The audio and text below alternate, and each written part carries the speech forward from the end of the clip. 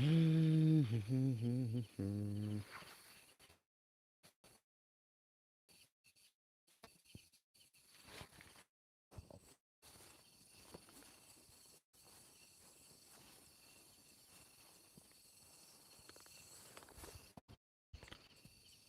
lu mo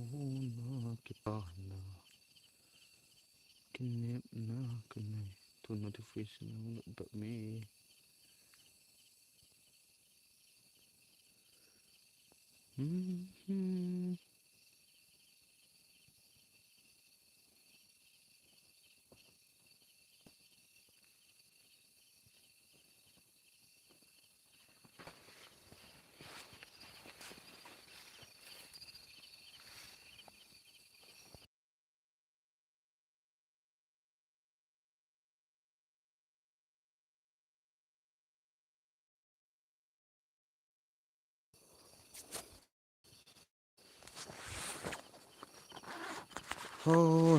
Thôi cả tos lại lắm.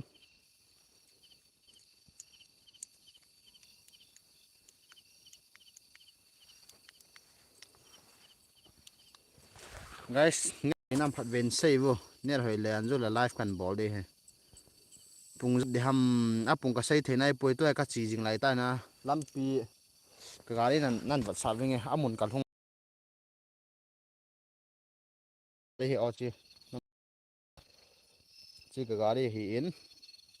cái chỉ nó gì không, cái lăng bé không, làm pi chỉ làm pi na guys, lăng khôi nó lại cái chỉ nó đi,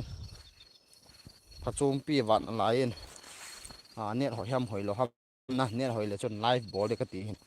giờ cho cần try he khát vậy nữa em hình save vô guys. Hengun lên thang hai golo song ta say hai alo hai golo song ta hai ke hoya na tu di dan ham kan sei lo di he next wifi hoi lang ham bai amon hi exact location kan sei nai lo di he net hoi mobile he oi ka te net hoi lo ham mo pit mo hoi lo lawang chu vlog nga kan bol mai the na net hoi lawang chu live kan bol de he khat ve hin sei bo pung izat le na pha dem ka sei thelo na pung za ka pha dem toi pung za tamo 10:23 here 11:30 ho hung hi de he le 12 hung hi de ham na ka sei the poi pung za na kan pha de ham ti pen he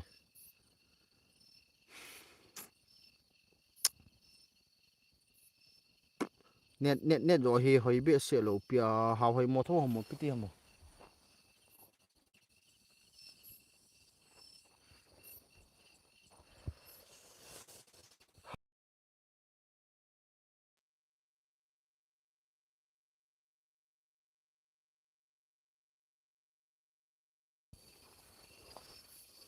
về lại là gạo vặt để từ từ cái em ngỡ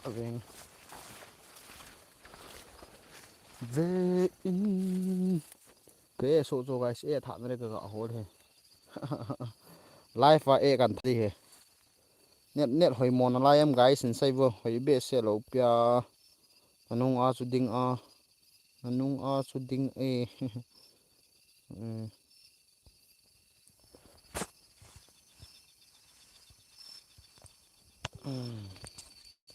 tong khai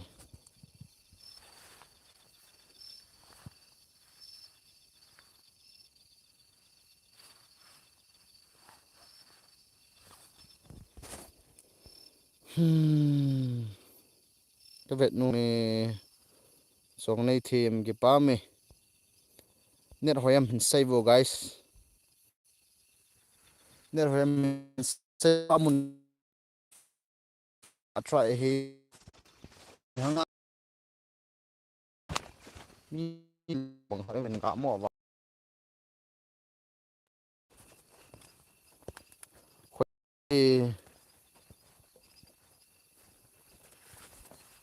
hà hồi mùa thâu hầm nó hoài mấy nè đâu mẹ tí gì vào cho cái gì chứ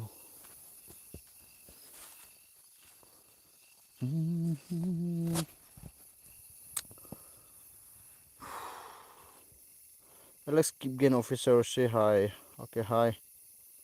panto amun kil hung nai lowa kim nei chong lo bom amun kal hung nai pui lam kala live kan bol pa he net hoi ham hoi lo ham tia maxi whatsapp a chat na kha do chu ki pa mi whatsapp ma hi chat a ki hon le la thura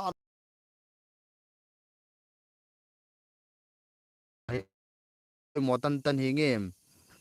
hunting thu hina thu dang dang su a ki pha a ki kha pui chu da masa channel dang promote ding an ke phal lo hin a hin la na ho ha se na zala chu channel dang promote chu phal pi a ka hin bor hi tan ima ka sei ta puin a koi da bang YouTube channel li hin ki sel no ma a hin sel the hi chu le thil dang dang education lam pang hin nang a society da thil pha chum ne nang le kya da pha chum na di le po ke ma lo hin a hin man du man da lo po kinil win na so po hi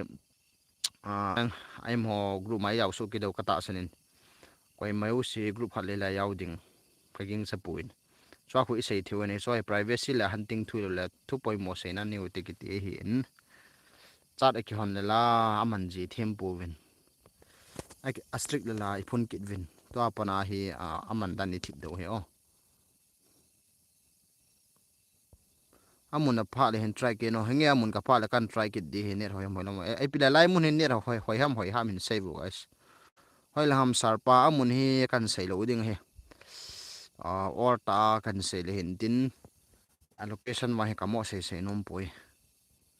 popin na brave vào e bro kan pa cha mong mong e good luck okay okay ki pa me malak okay okay ango okay skip gain officer okay okay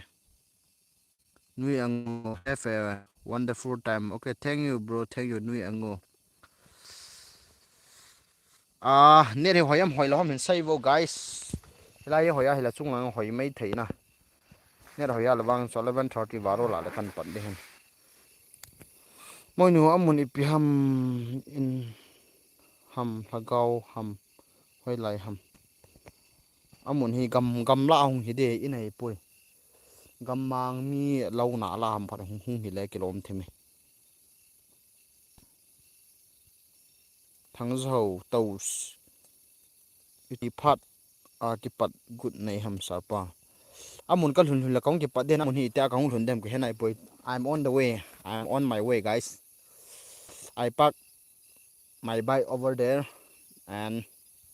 I'm trying the internet good or not good if the internet is going properly I will do live when I reach the place that I'm ready or going to do this night hunting but if the network is not properly I'm gonna be blocked or something else firstly I'm checking the internet English boy ka them point hi jong hen so pi mun chum chuma kunen ke pam den a hen veji ven na amo hen ki them mo heng jong la sap pawl hindi paw English paw de ngai chal he jeng min hi ja ya moding ge dan la ka kom hen them mo he jong la ka hen tho ji he chi chunin he them pi win lang guys an jo la ki tip sa a he dan in ti win te vel ke sanga chingjol he zo thipna sang ta nei ngan hi do ka ging chain thip man wang he pun jong le ei pau ngana pau sanga chu English pau chu thim mo heng la chang khat chang ni ka tho chom mo de pha chom he na he chu choi bu chong nei thim gam hla ham nge nge gam na thoi hat nei kip gen ka nga la le okay okay ki pa me pusal chu thokhat etam numai nunga ho go santing la hung dum le hindi hoi ke ka pa chat mo mo so ka ki pa mo mo ta sanu hang san go santing wa lung du thei ga de hoi ki pam ka sal he ke wang na I lo lan pusal ho yang koi ma po ngamum ji lo hen numai hon lung du ta ta ne vena en support he ka ki pa he pusara chu ka ki pa boi khati nai po na ta sanu he ki pa pi om le ka ti nom di sane ner hoinam guys khat be chaina ner hoinam min sebo ner hoya hele ka ki pat do ding hitai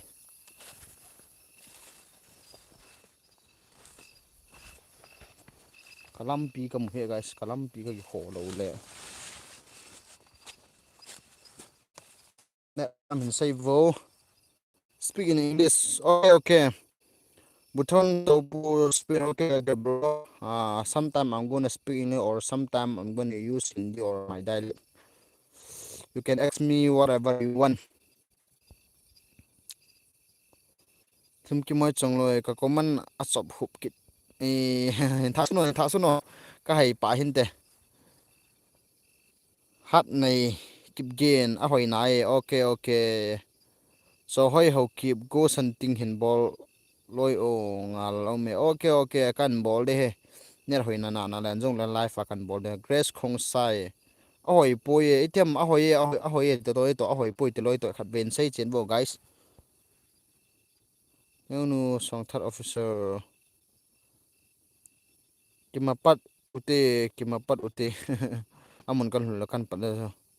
song boy chong do James ka nga lal wal te hong mo hong wang phao wala la ki pa me next ta cho nu ho hang san thei wal taw we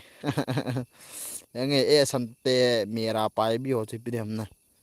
ta sanu is the best pop na video ka vet ji wang a ka ki chat ji a hi in sunga zong ka ki chat ji ha ha ha tu a zong ka vet chu bro hi hi hi hi song nei thêm nga la hi okay net hoina min save guys live kan bol ham vlog nga kan bol hem save net hoina khat ven save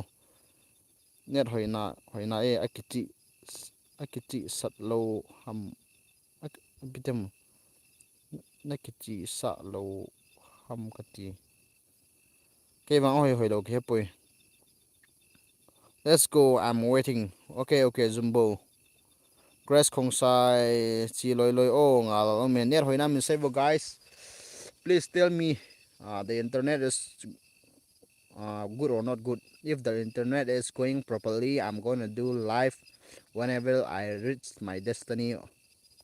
Or if the internet having some problem or not going properly, I'm gonna do in vlog. So tell me I'm gonna do live or vlog. Ahoy dê chong boy ahoy dê pawong mang misaw ahoy dê hoy lai di ham exact location kan say lo di YT la hen new song third officer net wang to a ba le hi thei he okay song neo ahoy na e okay okay guys ipile ka chi phai di hitan amun ting le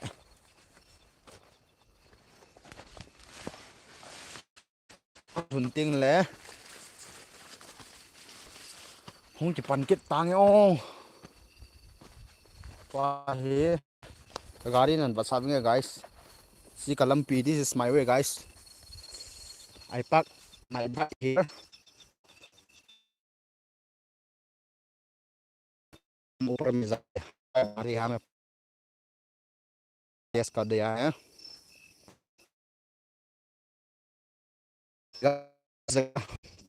के बाद लाइव शुरू करेगा ठीक है तब तक के लिए हम हमारे के लिए इंतजार करो और वीडियो भी शेयर करो ओके गाइस अमुन लंगले हनी की मुतु ताव ते लो नेर होइना ला kan live दे bye bye love you everyone goodbye stay safe and wait for me